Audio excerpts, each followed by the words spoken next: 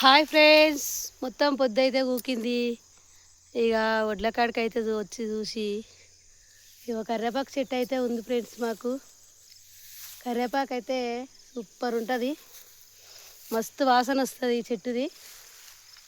గింతంత కొమ్మ తెచ్చి పెడితేనైతే మస్తు పెద్దగా అయింది ఫ్రెండ్స్. మరి ఇక చూడు, మేమైతే ఇక ఈయన్నే తెంపుకొని పోతాం. హైదరాబాద్ వచ్చిన ఈయన్నే తెంపుకొని వస్తాను నేను. ఇక మంచిగా ఉంది చెట్టు అయితే, కొమ్మలు కొమ్మలే ఇడ్చుకొని వస్తాము.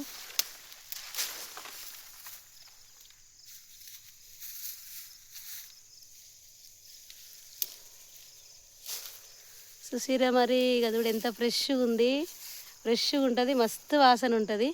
ఇక ఈడైతే బోర్ ఉంది, ఇక బోర్ నీళ్ళు అయితే పోతాయి కాబట్టి ఇక ఎప్పుడు చెట్టు అయితే మంచిగా ఉంటుంది.